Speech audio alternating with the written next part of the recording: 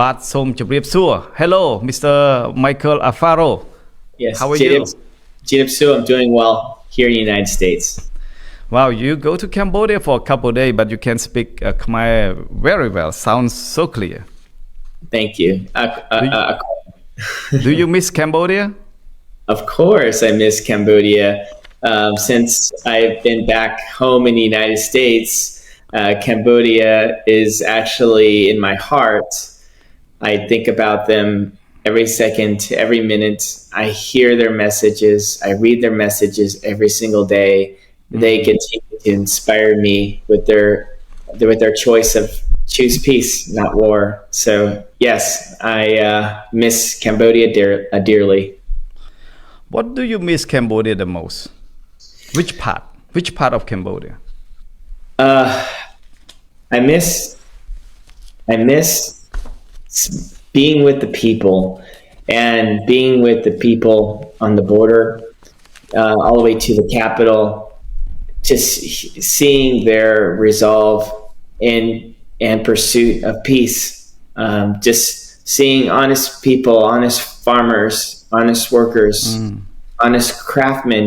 All they do is they live their daily lives, and they try to earn an honest living while you have an aggressor from Thailand who's locking them out of their homeland, who's locking them out of the roads where they can access food, medicine, and their jobs. And it's absolutely depressing to see everything that's unfolding and to see Thailand continue to violate the ceasefire that President Trump brokered. Yeah. Okay, Michael, before we going to the very deep into our conversation, our discussion tonight in Cambodia and the morning in America, I would like to, briefly a little bit about your trip to Cambodia. You have arrived in Cambodia on August 13, correct? After flying out from the United States and return to the United States by August 19, because you leave Cambodia in August 18 and arrive there in August 19. Well, I have to check my cell phone to be exact, but about 5 days, that's about correct. Yeah. So during that short visit, your Facebook Live report from Cambodia and Thailand border conflict zone reached a global audience, Since returning to America, you have continued to challenge Thailand and defending Cambodian online. So what drives you to take such a bold and sustained stance for now?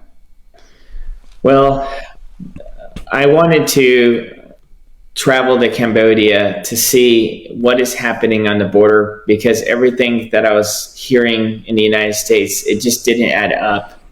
It didn't make sense to me why this crisis is happening and where's the motivation coming from. So I decided to take it on myself. I contacted several news organizations, from Newsmax to One American News to Gary Franchi's Next News Network, who's now covering the story daily. And I asked everyone, would they please come with me?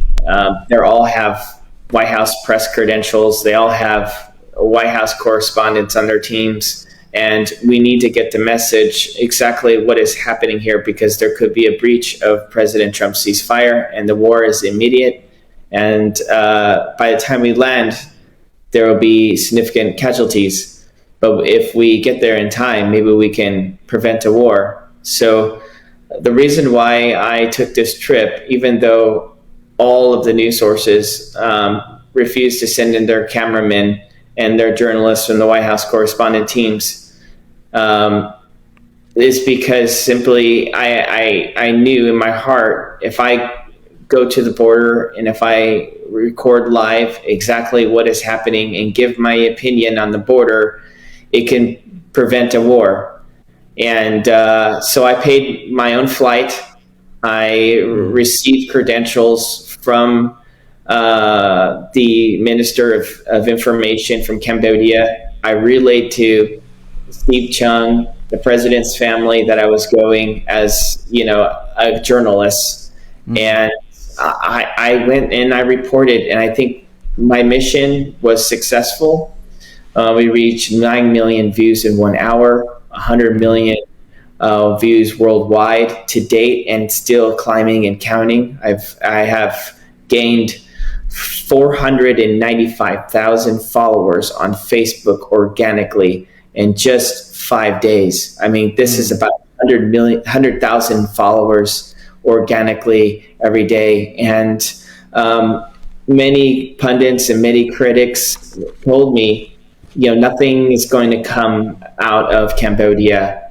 You'll be lucky if you get any retweets or any following at all.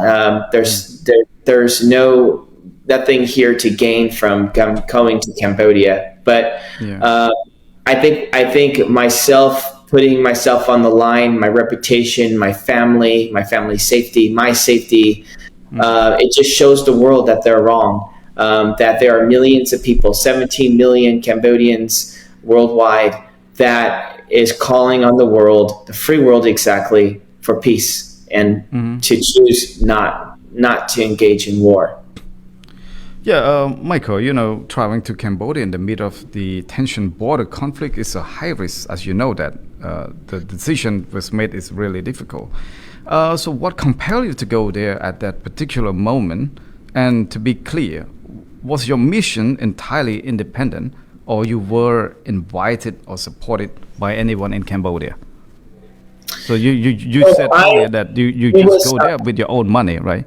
Correct. So I whenever I do move a delegation, whether it's for media, whether it's for humanitarian or NGO work, you always want to seek proper authorizations from the country. So I sought out with my motive. I contacted Cambodia and through a journalist, Soisa Peep, and I've asked permission, and I said I will not get on a plane unless I have a written letter from the Minister of Information that gives me authorization to interview the Deputy Prime Minister, and see and tour the border crisis. When we submitted the letter for approval at that time, One American News was committed to send in their White House correspondent team, and I was going to be acting as the leader / producer and help facilitating the news and not be on the camera. But everyone canceled the trip because they got a safety brief that a war was likely to break and there'll be casualties, and maybe for our safety we shouldn't go. But I gave my word to Cambodia that I would go and seek for myself. And to be honest with you, I'm biased towards Thailand. I have long business relationships with Thailand. I have worked in 2018 with the Thai rescue team. We rescued children from a collapsed dam in Laos. Our work was covered and published on the UK Daily Mail, the UK Metro, the Associated Press. Our work was covered even at the US Embassy, gave praises for my work. And the team I worked with was Thailand, China, and Thailand NGOs, and even Chinese NGOs. And we were able to, put all of our politics aside and focus on humanity. So, and just the history of Thailand, taking in refugees from the secret war, helping out even with refugees during the Pol Pot War and the killing fields. I came in here more sympathetic towards the Thailand side. However, seeing the footage, it doesn't deny the facts. Seeing,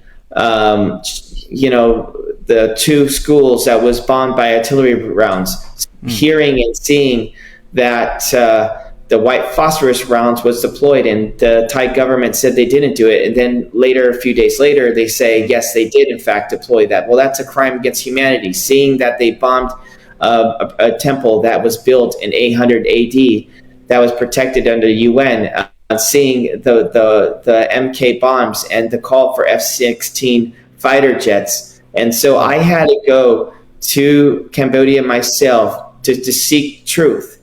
And I have to with my own integrity, I have to report on the facts. And the facts are Cambodia is not the aggressor, Thailand is. And there are disturbing facts that are coming from Thailand's side that I absolutely disagree with. These are decisions made on my own fact-finding and my own investigation. This has nothing to do with Cambodia's telling me that they're innocent, and here's why.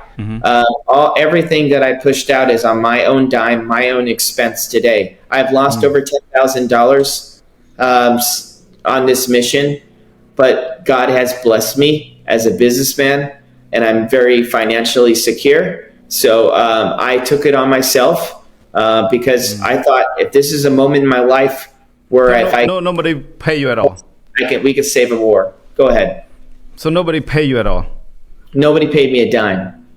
Nobody paid okay. So I have a question. If Cambodia were to pay me $1, I would have to register under the Foreign Registration Act. I would have to disclose that publicly and file a report with the Department of Justice, the U.S. Department of FinCEN, which is our financial law enforcement, the Lobbying Disclosure Act from the House and U.S. Senate, and even the White House. And so, but I did not receive any payment from Cambodia's government. Yeah. I am not responding on behalf of Cambodia's government. I'm responding on the behalf of the American people, my own personal interests. And I am responding as a concerned United States citizen, and I'm acting in the capacity of a freelance journalist.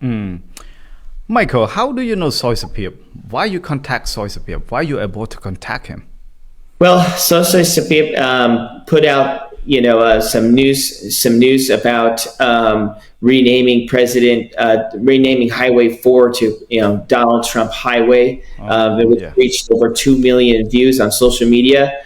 Prior to that engagement, I saw his social media post about defending their side of the argument that they are not, in fact, the aggressors, which got my attention. But I was watching closely, so I reached out to Soy Sapip. I learned that he was also part of the delegation of the 1991 Paris Peace Accords that helped establish what is, in fact, the country lines that defines what is the property and the rights of Thailand and what is the rights of Cambodia.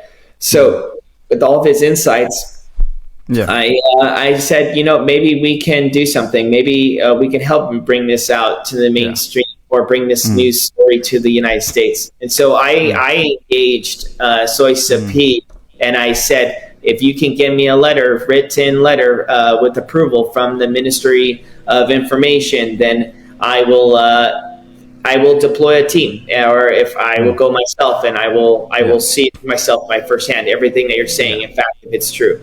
Yeah. So, Michael, some critic question about your credibilities, pointing to your roles as a White House correspondent and suggesting that it is a misrepresent.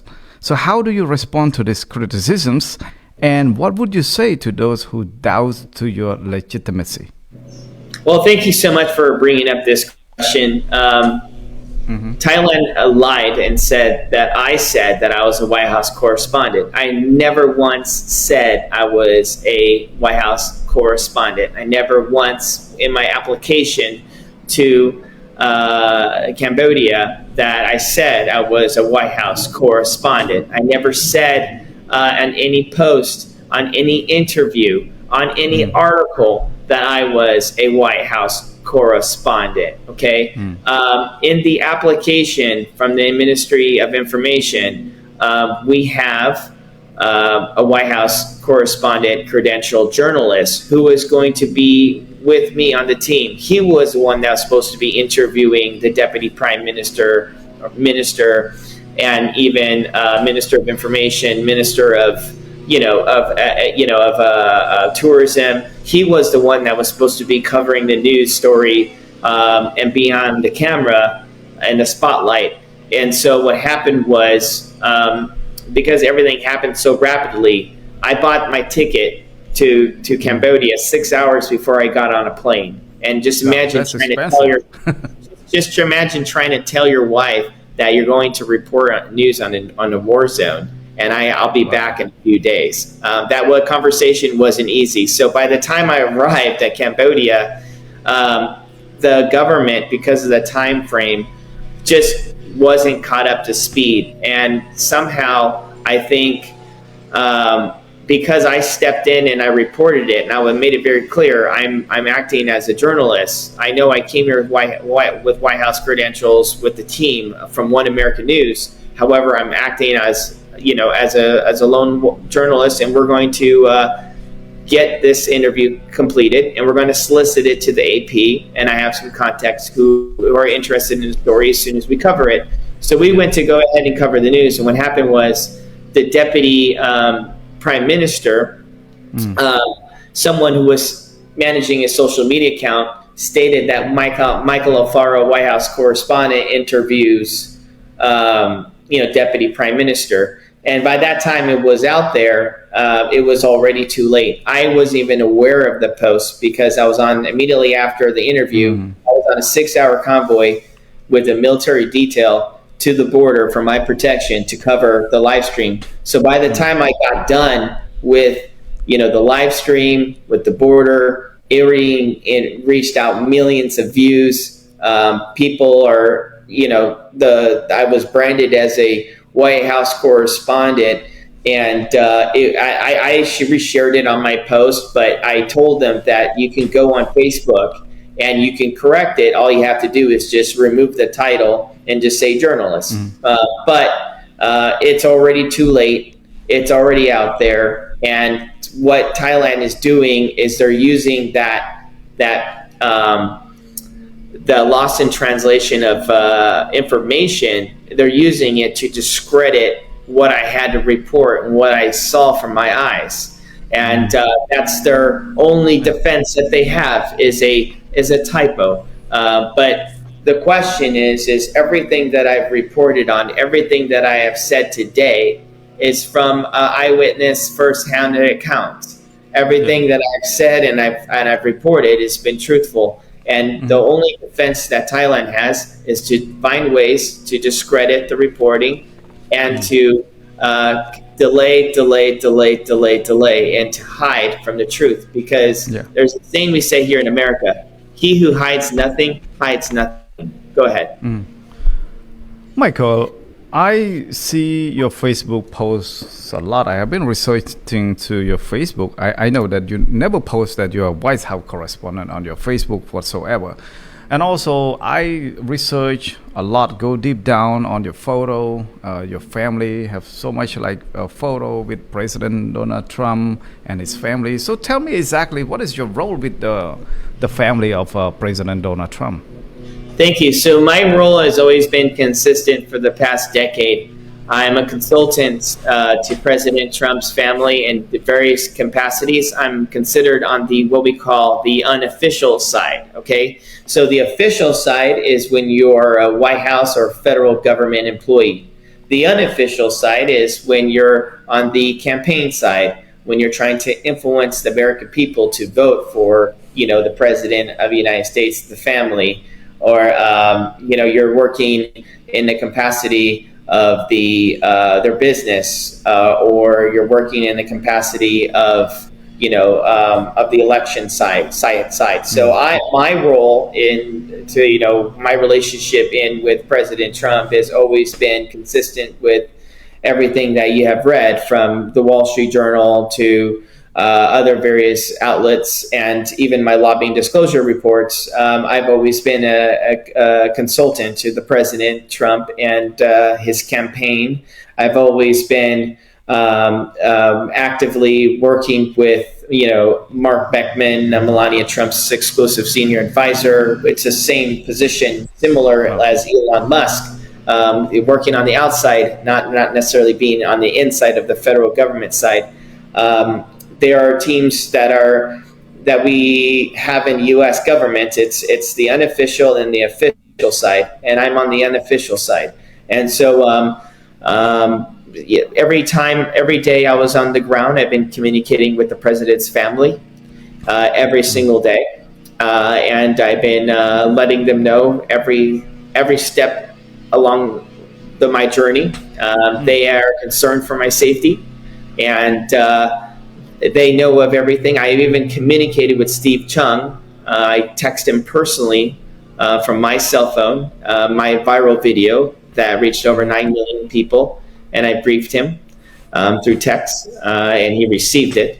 And yeah, so that's my capacity. I know it's difficult. So yeah, so you report to them all the time, right? So even in Yes. you were in Cambodia. Did you still talk with the Trump families and also like Melena's lawyer regarding your trip to Cambodia? Yes, every single day, and Every still single day. because we work every single day together. So you can.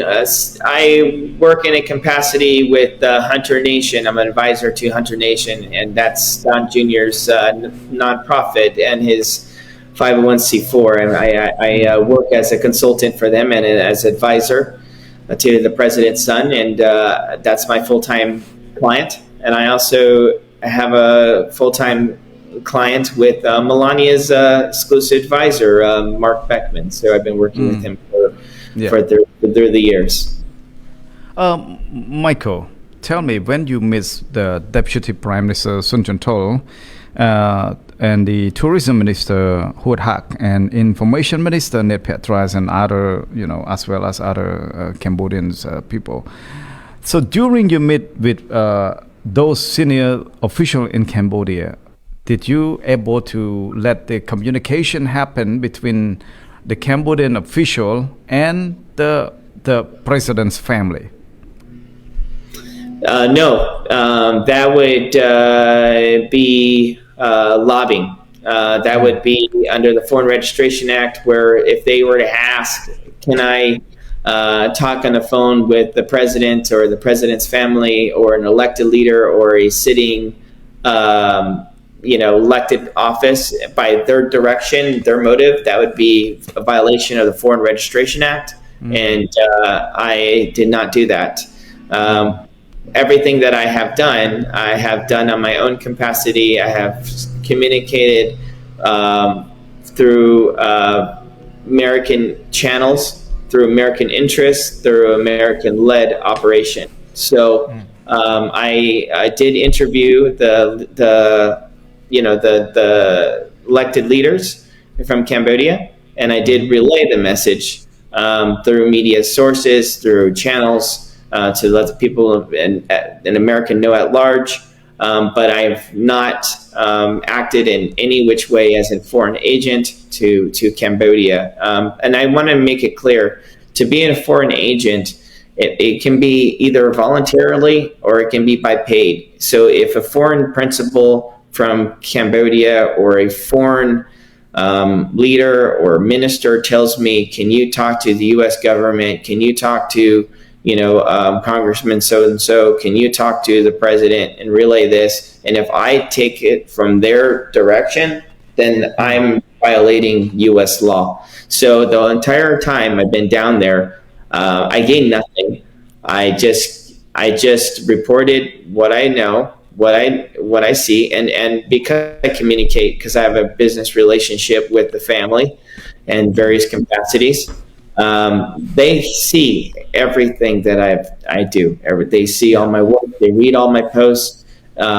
They laugh. We just laughed when we saw the fake news that Thailand pushed out that I'm not connected, or they laughed. We laughed about the one post that said Thailand said President Trump called me, or the U.S. Embassy called me, told me to come home. We laughed about that. I mean, I'm very secure with my relationship with the family, and I'm very secure with my position. Yeah. And so I can care less what Thailand thinks or what they're alleging false narratives about me. Because look, if they're doing this about me, American citizen, that has nothing to gain, no business. Like really, I have more gain business or more lose business opportunities with Thailand than Cambodia. If they're lying this about me, what are they saying about Cambodia? That's a lie. And sometimes in the Trump world, we allow lies to happen, and we allow lies to blow up, because when they get so large and you give them the truth, then they lose credibility. And so immediately when Thailand was saying, that was a White House correspondent, immediately when they said that I was paid lobbyists from Cambodia, I just sat back and said, wonderful. You know why? Because it's not true. And the truth is, I was receiving a payment. The truth was, I was never acting as a foreign lobbyist. And if anything, this should show the world how much Thailand is a blatant liar, and they can't be trusted. Michael, your trip to Cambodia is very viral, even like around Asia, Cambodia, Thailand, and across the region. Does White House know about this? What about the U.S. Congress knows about this? And have you been approached by any White House official or any Congress staff member, whatever, to I discuss about you with your trip to Cambodia? Yeah, so I took it on myself, my own personal interests. I relayed to them as a journalist, and I said, look, I'm out there reporting news. I'm reporting my story, my side of it. I am now biased towards Cambodia based on everything that I've seen. I even asked Thailand to allow me to cover from their side of the news, even though they called on horrific things against me and my family. Even calling on people from Thailand has texted my wife that we want to rape you. I mean, it was just horrific. But I spoke with members of Congress. I won't disclose their names, but the people who are in charge of this conflict, I've had private meetings, and they are opening investigation right now, actively, and looking into the situation. They're deploying the team that handles the tariffs. They're deploying a team that is looking into potential war crimes. They're deploying and hearing from both sides and remaining neutral. And September 3rd, when Congress gets back into session, meaning when everyone in U.S. government gets back to work, because right now they're on a recess, they're on a break. They're not actively working right now because there's a recess where it gives the members of Congress the time to report back home to their constituents and to talk about the things that they're working on. So right now we're in recess, but when everyone comes back to our office, I'm happy to report that the Cambodia-Thailand conflict is now #1 on the list. And so they will, again, openly, I believe, address, from the United States concerns and address the problems of the potential breach and their perspective of Thailand. So I think we did our job, and our job was to command the world's attention, to prioritize Cambodia and Thailand's war conflict, because we don't want to see a war. We don't want to see Cambodians being bombed by F-16 fighter jets, their schools destroyed, their homes displaced, 1 million people being deported out of Thailand to Cambodia. We don't want to see Thai soldiers be stepping on landmines. I want to make it very clear that their Minister of Mines has the exact same maps as Cambodia does, and that was confirmed by the United Nations. They have the exact same maps that shows where these mines are, and even where people have stepped on the mine and died from it. And to wake up to the world, there are 4,000 people that die in Cambodia, Thailand border every single year. 4,000 people die from stepping on a landmine. So yes, this may be new news for the world. But in Cambodia and Thailand, this is the same old news story. But the thing is that you cannot say that Cambodia is purposely planting mines in a zone impact area where all of these soldiers are dying right now. The landmines is 800 kilometers. 800 kilometers. Every 1 to 2 feet, you have a mine for 800 kilometers. The United States has dropped all of these mines in 1970 with President Nixon and Kissinger. Okay, and that's no news. But why is Thailand continuing to put their Thai forces and walk through a rainforest where it's the second most impacted mine zone in Cambodia and in Thailand? It's setting your troops for a suicide mission. Yes, you may detect 1 or 2 bombs, but every 2 feet for 800 kilometers, there's mines, and you're going to continue to send in young 18-year-old boys to walk through a forest of mines. You're going to have casualty. And the minister of mines from the Cambodia is doing the right thing. He's saying, please stay out of this forest, stay out of this region. And he was the president, the sitting president under this UN committee that was in charge of all the mines for 100 countries. The successor now is from Japan. And he even confirmed himself that Thailand has access to the exact same data, the exact same AI, the exact same technologies. So why is it that Thailand keeps on reporting that our soldiers, just like today, they reported that a soldier stepped on a landmine and lost his leg?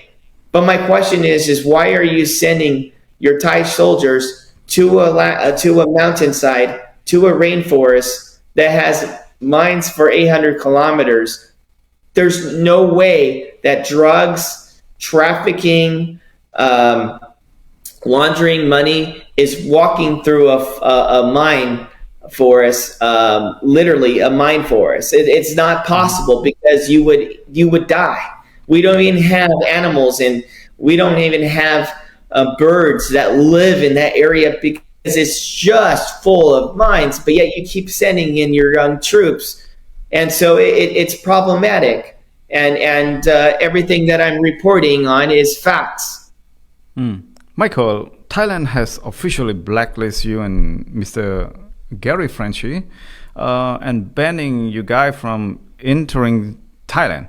So do you see this is a personal cost of your advocacy, or do you regret the consequence?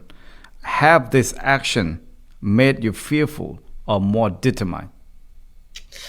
Well, I was really surprised because of all my great relationships I have in Thailand, working with actually the Thailand military on a humanitarian rescue in 2018, given that I helped improve trade relations, manufacturing, moving the auto industry out of China into the Thailand government. I mean, the Thailand actually manufactures the Ford F-150. All the cameras on the back behind the Ford F-150s, they're all made in Thailand.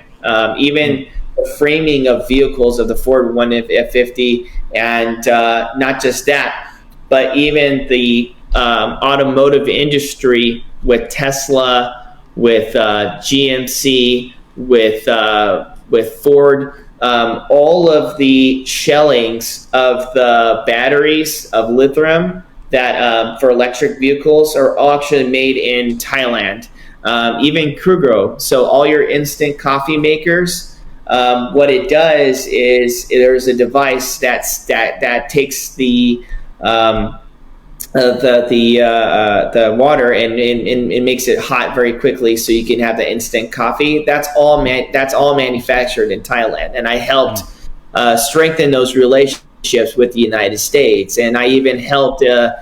I'm even a customer. I've ordered tens of thousands, if hundreds of thousands of dollars from Thailand, and I even helped facilitate teak wood. From Thailand, sell to export teak wood to the United States. We even helped Thailand with rare earth minerals. So I mean, my team and and I'm more on the back end of things as a consultant on the back end, advising companies that's working with Thailand. So again, everything that shows I should be biased towards the Thai side. So when they're not allowing me to step foot, then I don't care. I can bring business to Cambodia. That's all that means. So if I ever go back to Cambodia, Thailand, then so be it. I'll go, and we can do business in other countries, and we can make them more fruitful. Because I think America needs to know who is the honest broker here, and I think the honest broker is now Cambodia. But before the Thais put you guys in the blacklist, also Thais official have invited you to, to cover story and report from the Thai side. And then later on, the Thais deny and rejects from proposing and inviting to report from Thailand. So can you elaborate on this particular moment for the audience? Right. Well, so I was being slandered. I was being told that I was a lobbyist, right? Thailand said that I was a not fair journalist. I'm not a real journalist because I didn't have a news organization or any recent publications. They were slandering me in every which way. And then they kind of said, oh, if Michael was serious about being a reporter, then he would come on our side and he would report the news. And when they said that, I got all kinds of text messages on my phone.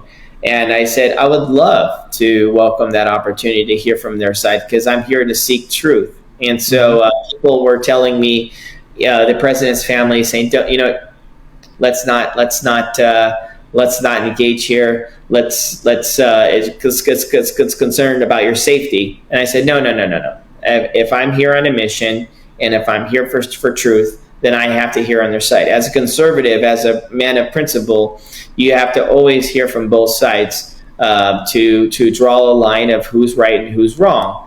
And so I was willing, and that's why I didn't go live. That's why I still haven't been live today. I'm still willing to take that invitation. They said, in quote, in the text by their spokesman themselves, that we'll pay for the flight, their travel, they can a hotel, that they would welcome me. I can interview anybody who I want, the king himself. And I said, I would love that opportunity. And guess what they did? They said, Michael Alfaro is a paid lobbyist. And because he's a paid lobbyist, he's not an honest, fair reporter. Case closed. Michael Alfaro will never step foot in Thailand again. And so what they did was they tried to bait me in a trap. They tried to say that they're trying to prove a point that I was a paid lobbyist. That's what they're doing. Because if I was a paid lobbyist, then I cannot come to their side and report on it. So if I decline their offer, then I'm not a fair journalist, right? But now that I offered them, I said, yes, I accept your offer. Then they say, oh, you can't because you're a paid journalist. I'm a paid lobbyist. But that's not true, because if I was a paid lobbyist, I'll be legally bound within 10 days to report to the U.S. government, the U.S. Department of Justice, the U.S. Department of Defense, and the U.S. lobbying disclosure report under the House and the Senate that I've been paid as an agent for Cambodia. So that's not true. So again, what they wanted to do was they wanted to put me in a position where it discredits me. But if anything, me coming forward, willing to hear their side and be fair, and them returning, shutting it down with a lie, that only shows the truth here. They don't want me to come there. They don't want me to find out from their side what is happening because they have something to hide. It's like a child that got caught stealing. When a child's caught stealing, does the child come forward to the parent and say, Mommy, Daddy, I stole, I'm so sorry? No. What do? They hide. And then you check your kid's pockets and you say, but you have the cookie in your pocket. And the kid says, oh, I don't know how it got there. And I would say, well, did it fall from the sky into your pocket? And the child says, oh, no, I just put on my pants. Okay, but let's go to the cookie jar. There were 4 cookies. Now there's 3. Explain. And then eventually the child says, what? Okay, Mommy, Daddy, I'm sorry. I stole the cookie from the cookie jar, right? And that's exactly what this is. They're out there playing child games, and they're saying that we have nothing to hide. But then I go in and say, okay, I'll bring the camera. I'll come and interview. I'll hear from your side. I want to get all the information. And then they retract. So that tells me they have something to hide. That tells me they're lying. That tells me they're the aggressors. That tells me this is a breach of the call for ceasefire, and they're not acting in good faith. Yeah, Michael, like the 18th soldier is still captured in Thailand. And so far, monks and students, thousands of them protest in Cambodia, urging the Thai to release the 18 soldiers to Cambodia and free them so that they can meet their family and their kids in Cambodia. So right now, do you hear anything from America's side in order to intervene for the release of the 18 soldiers? Yes, so on the American side, people are not aware of what's happening on the ground. Mm-hmm. They are not aware of the 18 captive soldiers. So they are aware now because of the reporting, and that's why they sent out a team to do an intake of what exactly is happening. Mm-hmm. Thailand has been very successful as far as suppressing the media and controlling their narrative of what's happening and controlling of what the United States and Europe is hearing about this border conflict. But Congress does now know about it. They are actively researching it and they're investigating it. I know the president is aware of it. It was relayed to him based on the reporting that's been cycling out there, and they are getting to it. Michael, do you have any, direct threat, particularly from the Thai source? If so, how have you responded to that?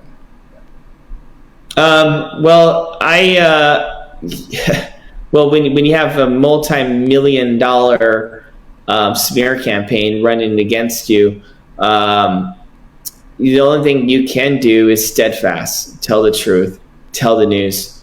The Thai people, Thailand will not kill me, will not harm me. It's all a scare tactic to get me to be quiet. If they were to harm me, and if I were to be killed at any of my guest speaker events or be killed in American soil and they committed an act of terrorism crime against me, well, guess what? The United States will come in and give them the wrath of God. And not just that, but I have 500,000 Cambodians in Cambodia that love me, that hear my message, and I stand with them, and I know they stand with me. So nothing would ever harm me, and I'm not afraid. I'm not afraid of bullies. I'm American at heart, and this is how American spirits fight. Cambodians, they smile with a broken heart, and they're resilient in peace. But Americans, we stand up to the bully and we tell them that they're wrong and they need to knock it off. Michael, I want to ask you some very romantic question. Before you go to Cambodia, I'm sure that you're gonna tell your wife, and then your wife she just have a newborn baby. So this is a very critical moment. It's very hard for the decision for you to travel during you have like a newborn baby. So how do you manage that? And what do you tell your wife and your kids about that?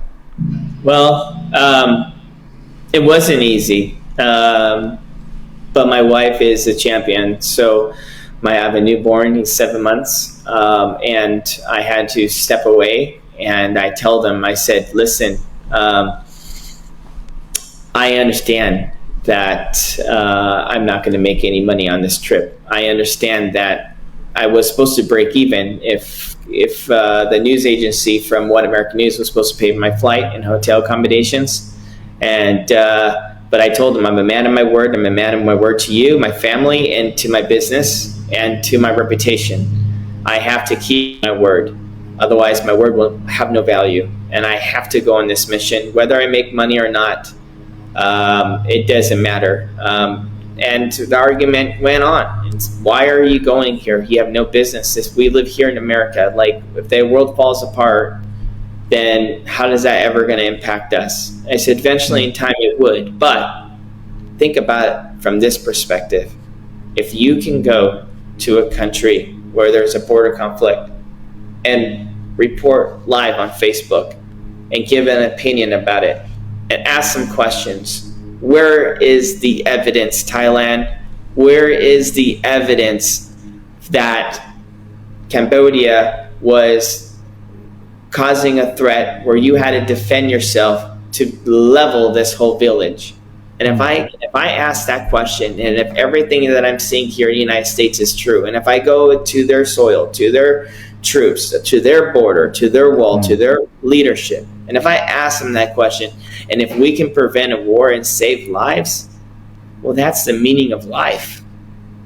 And that is something that money cannot buy. And that's something that's born in me. God has put that in my heart. God has put that spirit in my heart. And I cannot deny it. That's just who I am as a person. And so I love you. I'll be back. I'll be safe. This is not my first time me doing something like this. And this won't be my last. But as long as God puts it in my heart and my spirit, I will continue to report the truth.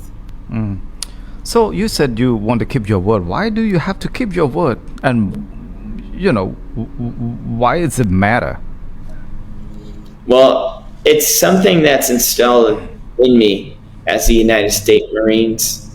As a United States Marine, your integrity is everything. And I just have it in me. I have to keep my word. If I tell you I'm going to help you, I'm going to help you. If I tell you that my answers are, I'm not too sure what good can come from this, then that's exactly what this is. But when I put my reputation, as a business leader, as a person, I keep it. And that's why I'm where I am at. That's why I have access to the president. That's why I can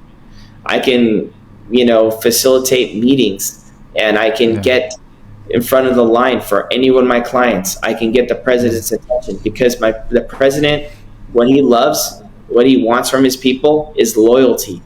And that's what I bring. I bring loyalty to everyone, and that's who I am as a person. So that's why I'm successful. I'm successful because of loyalty. Look behind me. I have a picture with Melania, Trump, my kids, all of us. This was done during Easter, and I have another picture of President Trump with me in the picture. I have the lanyard when I met the president. I have all my office. I have pictures with the president, not just with Trump, but even Bill Clinton and Barack Obama. I have I've been that's my reputation, because if you can't keep your word, what good are you? Correct. Yeah. So my other question, there was a report that Mr. Soysapip, a founder of the DAP News, proposed renaming Cambodian National Road 4 in honor of President Donald Trump. While you were in Cambodia, did you hear anything official from government leader regarding this proposal? Yes, so I spoke with the Minister of Tourism, and he said he would love the idea. He would embrace the idea. He thinks it would be good for tourism, good for safety, and the Cambodian people want it to happen, and it's going through its process. And so it continues to get momentum. And I cannot wait until that happens, because that will take a victory lap. That 140-mile highway will be named after President Trump. We have yet to see something like that in America, and that would speak volumes, and that would resonate with every American, 50 million Americans that voted for President Trump. That would resonate deeply with them. Wow. So right now, do you follow up about that? Yes, I do follow up with that, and they said that they're in the process of review. And so it's going to take its government channels, but everything that's been reported actually has been reshared on their state news, on their local news, and so we definitely have the momentum, and I think it's going to happen just a matter of time. Cambodia used to be a country that strongly criticized America. They, in the past few years ago, Cambodia is very, very sour with the relationship with America. So why Cambodia turned just overnight to America's very short period of time, buying flattering President Donald Trump with all this kind of honor, the street, the flags and everything, his photo display on the whole country. Why do you think Cambodia turned so fast in this situation? Well, better late than never. So I think Cambodia is seeing and evaluating United States relationship with Cambodia on not what we say, but what we do. Look what President Trump has done. He called for a ceasefire. The minister himself said that was a miracle because he threatened tariffs on both countries if they cannot lower their guns. And Cambodia did not want this war. Thailand wants this war. And so that in itself is a miracle because what they don't want is a war. That's going to set them back. They finally have peacetime for over 22 years. And now there is a war that's going to happen, and that's going to cripple their economy. And so they're turning to the United States because of the actions that we've done. My reporting forced the Thai king to call the prime minister, and he said, please take down the video. And if we can take down the video, we'll engage peaceful talks. The last time this has happened, there was a 7-year period of silence where Thailand and Cambodia did not speak to each other from the top senior level because you say the Thai king called to the prime minister in Cambodia to take down your video live? Correct.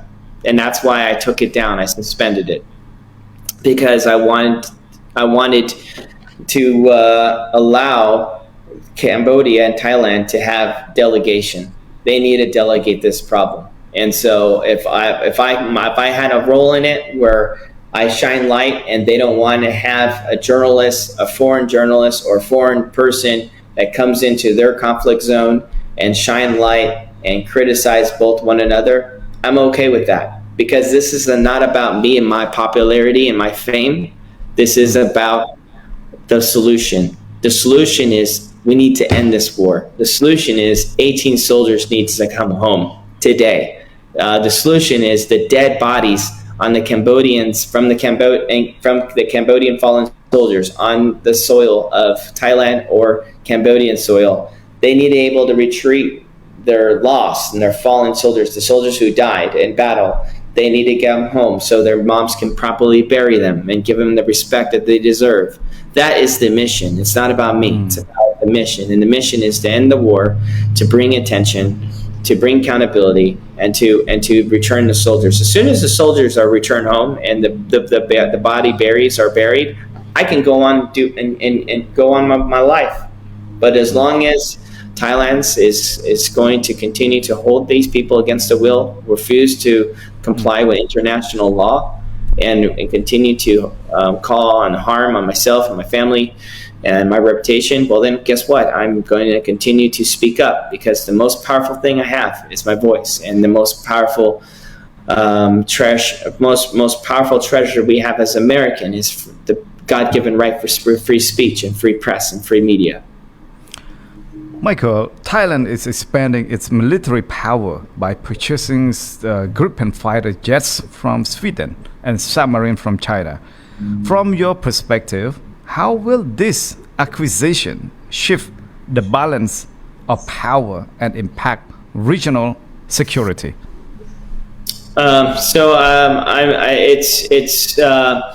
It's concerning, I think, for the United States and the Trump administration that they're taking a step away from the United States, and the reason why they're doing this is because they don't want to behold to principles of peace.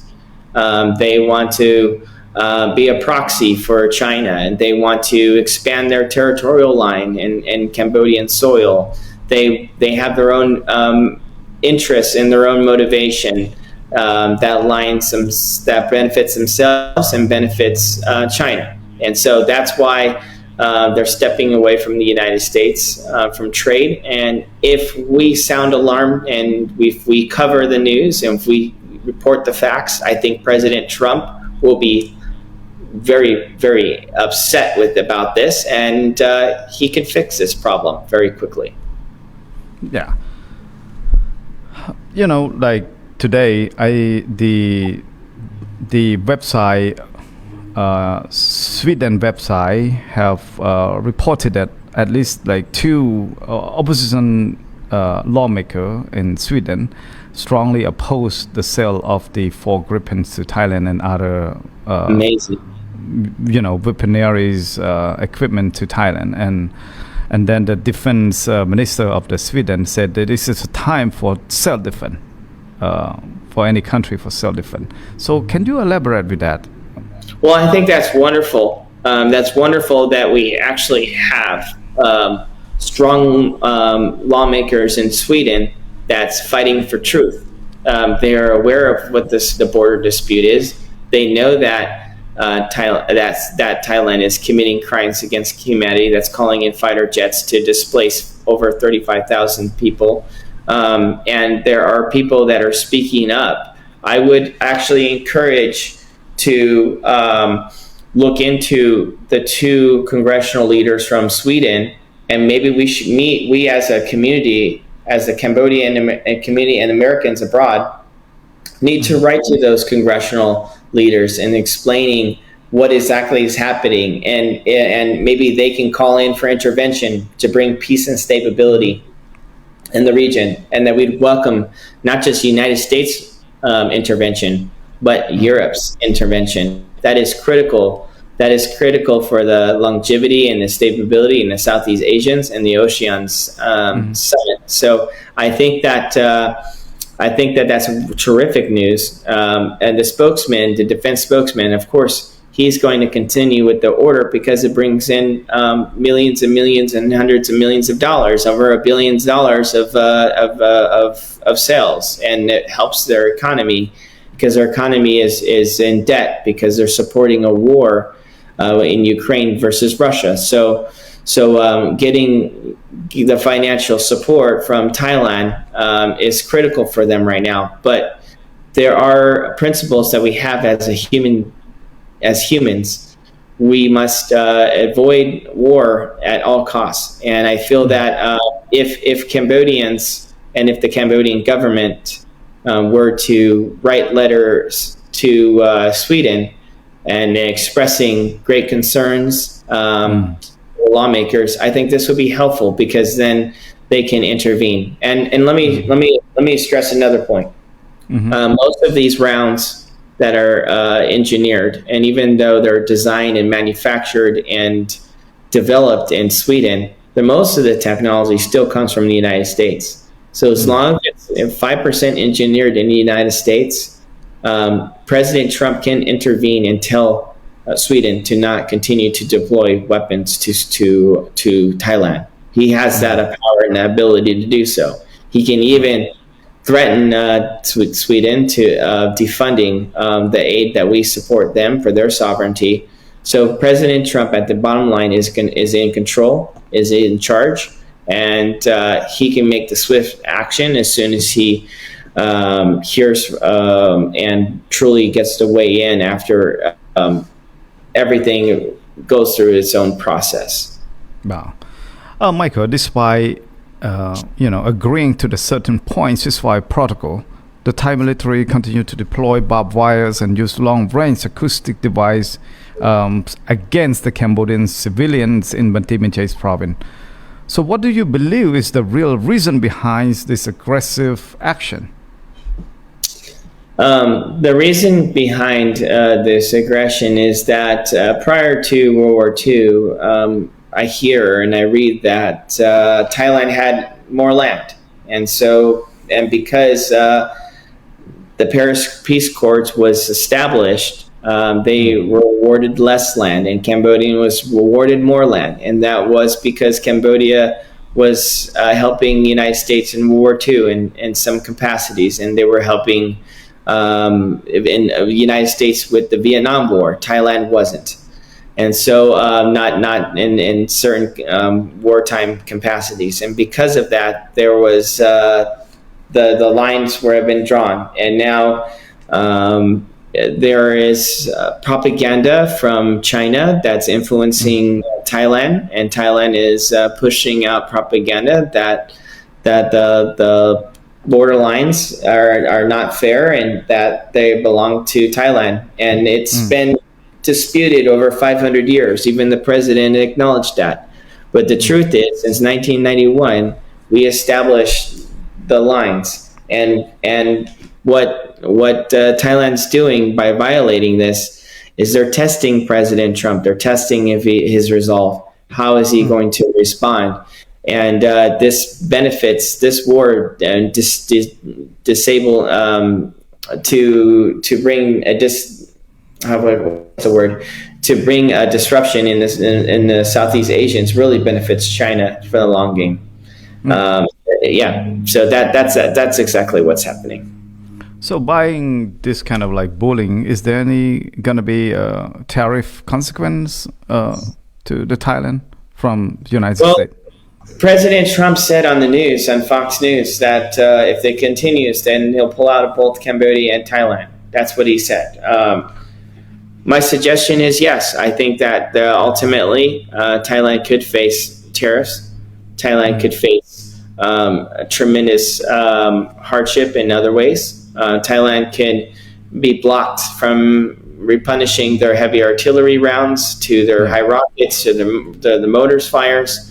And as soon as that happens, then it's obviously Israel will follow.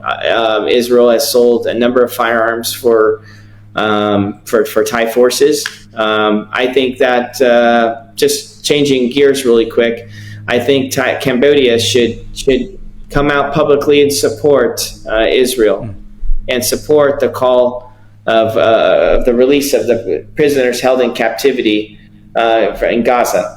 And because they have common grounds, they have common causes, they can come and say, look, we don't want war. The world doesn't want war. Return the soldiers home so we can end the war. Same thing what Israel's doing is the same thing what Cambodia is doing. And if they were to align with Israel, then guess what? Israel won't sell any more firearms to Thailand.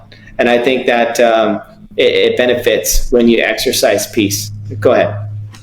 Michael, do you intend to testify before the U.S. Congress on Cambodia and Thai conflict? If so, what key message would you deliver to Americans lawmakers? Well, I would welcome that opportunity. I would welcome to testify in open hearing everything that I've seen, everything that has been done, and I would report exactly what happened. You have two schools that was bombed by heavy artillery shells. Those heavy artillery shells were deployed from Singapore.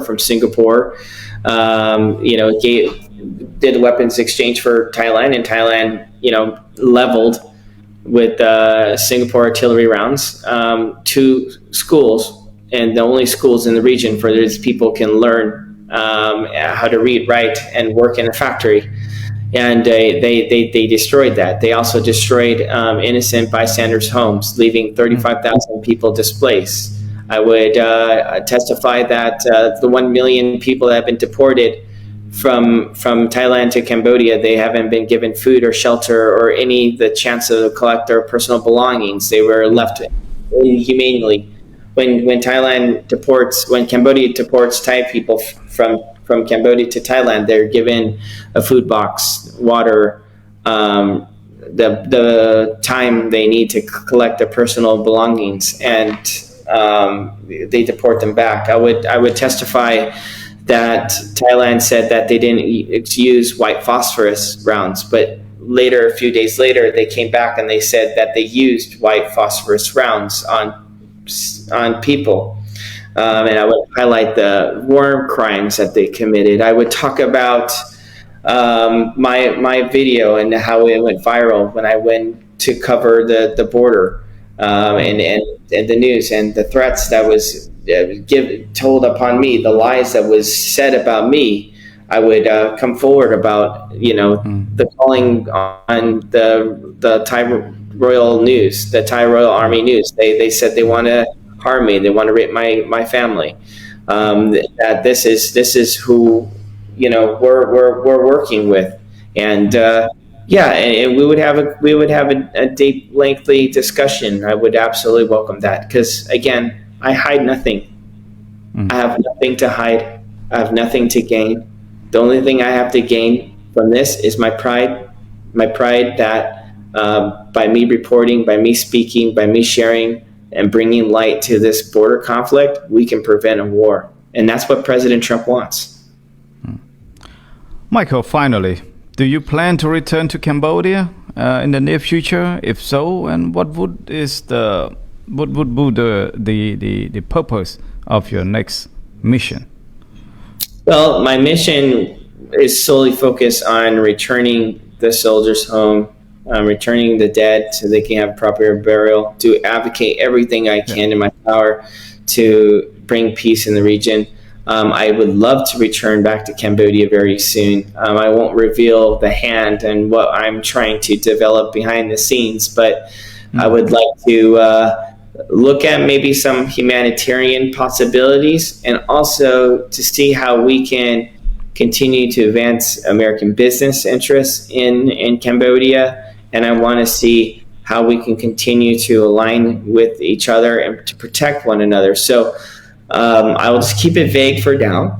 But as soon as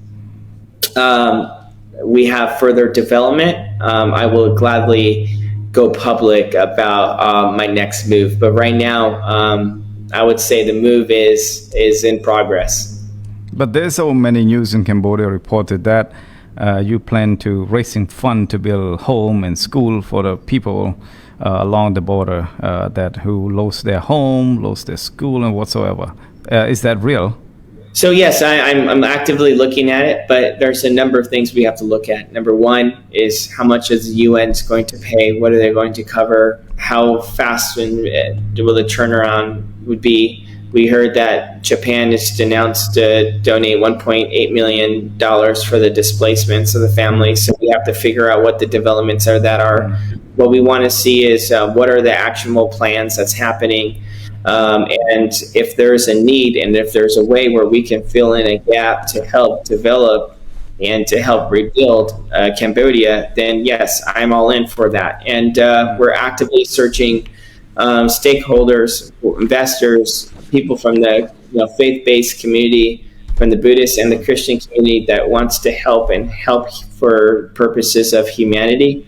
And as soon as we get some commitments, then we'll probably make some announcements. But right now, it's all so fast, right?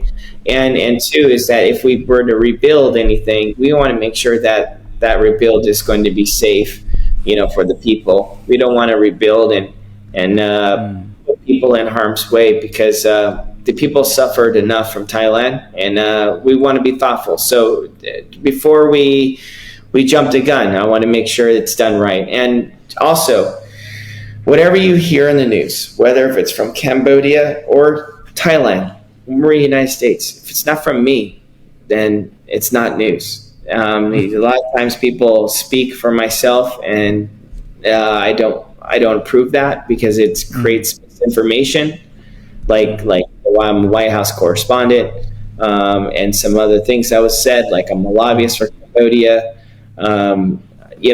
If you haven't heard from my channel, or if you haven't heard it from my voice, then it's not true. And also, there's a lot of fake portfolios out there about myself too.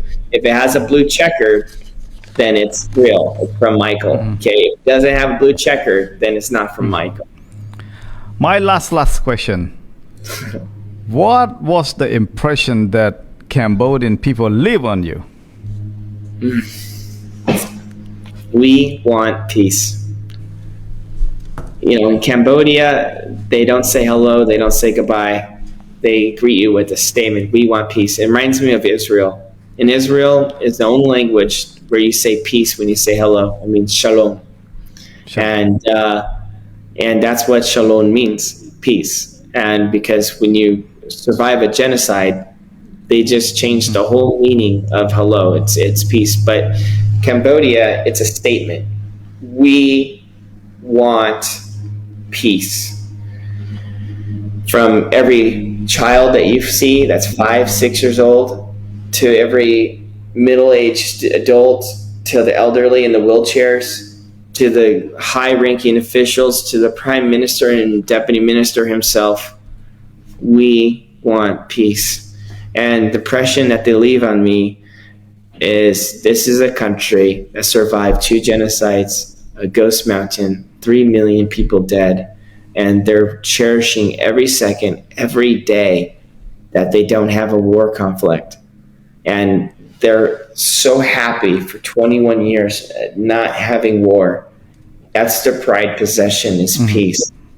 And I want to be on the side of peace. I want to stand on the side of history, of resilience.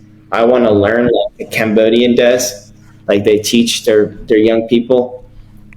They smile with a broken heart when things are just bad. Yeah. It's just best to be smiled, because if we cause disruption, there could be another war. I want to learn to fight like that. But again, the impression that they leave on me is love, and I hope that my colleagues in the White House and Washington and the Hill and the family, that they see this profound and overwhelming call for action for peace, Yeah. and that they will be impacted. And we have to stand up for Cambodia, because if we can prevent war, let's do it. Let's be in the side of goodness, because right now, President Trump and now Cambodia is fighting good versus evil. And you have to ask yourself, what side are you going to be on? And sometimes sometimes I believe when you do right and you're on the side of good, then good karma is going to come your way. God will bless you for that. Michael, one last question before you go. I will let you go because we've been talking forever already today. And like the announcement on about you and Mr. Gary Francis to receive the Bravery Reporting Award in South Carolina, that is by the Cambodian Association of North Carolina and Cambodian Association of South Carolina. They joined together and give you a big trophy, a big award on the September 7 in Spartanburg. So, what would you say about that? Well, it's an honor, But the real heroes are those that are still trapped behind enemy lines. 18 soldiers that are, still held in captivity. The dead that has yet to be returned. But if I can have a small part in it, and if we can continue to empower the Cambodian community so they can have a voice, then I will be on the side of truth. I want to also leave it with this very, very important message that I have yet to address Cambodia. Seeing recently the developments where the Thai forces came in with guns, machine guns to be exact, and they're setting up the barbed wire borders with the tires, and you see the innocent people that are responding with bamboo sticks. I want people to know where your camera comes from is your God-given ability for free speech. Record. Take your phone and go live. It doesn't matter if you have 1 follower, 2 followers, 3 followers. Nothing, no lie can ever triumph truth when you're just recording. If you see a Thai soldier in your neighborhood that shouldn't be there, take your phone out and record. And have your friends and your neighbors and your neighbors' neighbors record. And you just start telling exactly what's happening on camera, because your video is it's circulating the Cambodian community, and eventually it'll make its way to international press, international influencers, and people will hear about it. And as long as you're recording, we'll never need to bring a weapon to the battlefield. If harm were to happen to you, if Thailand were to shoot you for recording, your neighbor's still recording, and your sister's neighbors and your neighbor's brother's neighbors is recording, so they'd have to shoot you all. And if they continue to do that, then guess what? The world will respond. And so don't be afraid. I don't think anything's going to happen. You just have to continue to be vigilant. Right? Know your environment, know your surroundings. But whenever you see a Thai soldier out there that doesn't belong there, if you see them putting up barbed wire or fence, all you have to do is just take your camera, pull it up, go on Facebook Live, record, and show the world who is the aggressor. And if you can do that,